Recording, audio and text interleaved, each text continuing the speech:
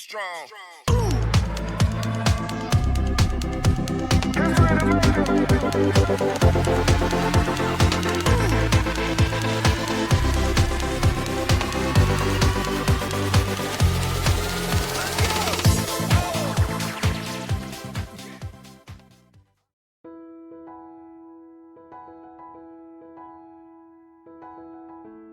Insinyur Sutami lahir di Surakarta, Jawa Tengah 19 Oktober 1928 dan meninggal di Jakarta 13 November 1980 pada usia 52 tahun.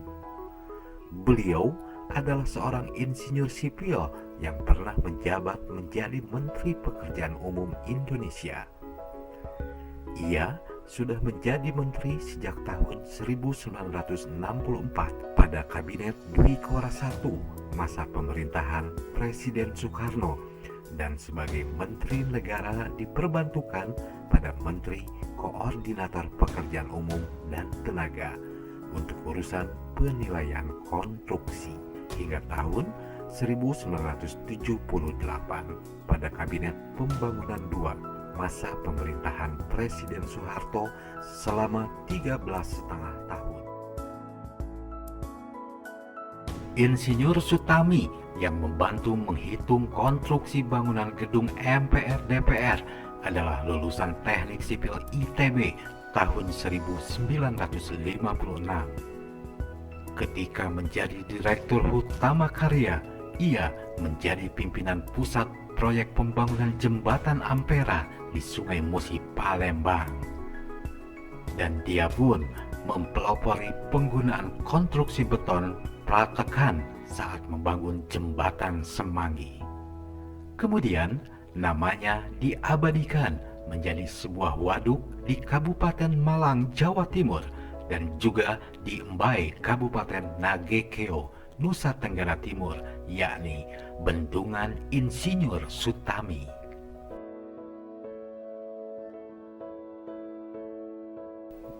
Dan inilah hidup penuh kesederhanaan dari Menteri termiskin Indonesia, Insinyur Sutami.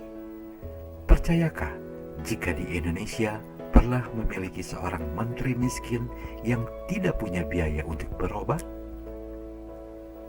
Melihat kondisi Indonesia saat ini, tentu hal yang mustahil jika ada menteri miskin. Apalagi dari hari ke hari makin banyak pejabat pemerintah yang tertangkap karena terlibat kasus korupsi. Tapi nyatanya, Indonesia memang mempunyai seorang menteri miskin yang hidup penuh kesederhanaan. Dia adalah Insinyur Sutami. Insinyur Sutami yang disebut sebagai menteri termiskin ini benar-benar menjalani hidupnya dengan sederhana. Saking sederhananya, atap rumahnya pun sampai bocor. Suatu ketika, Sutami kedatangan tamu saat lebaran tiba.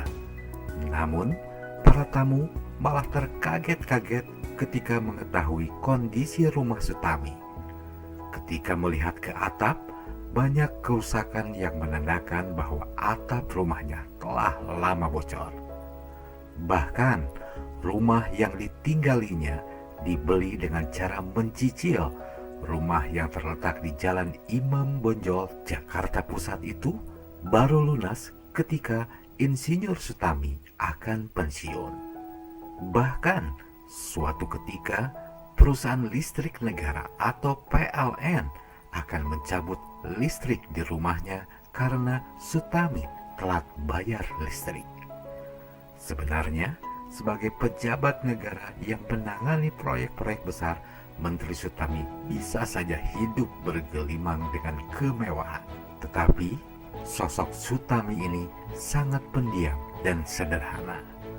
Saat pensiun pun, semua ia kembalikan, termasuk mobil dinasnya, dan seorang pengusaha pernah ingin memberinya mobil karena tahu mobil dinas Sutami akan dikembalikan.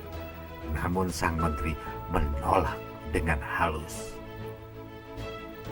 Indonesia saat ini membutuhkan lebih banyak sosok menteri seperti Insinyur Sutami sebagai menteri yang berprestasi dan rela hidup merakyat. Menteri yang menghindar dari kehidupan duniawi, yang melenakan dan memilih hidup bersih hingga akhir hayatnya. Hingga kini, namanya tetap harum dan akan selalu dikenang oleh bangsa Indonesia yang merindukan sosok pemimpin hebat dan sederhana seperti Insinyur Sutami.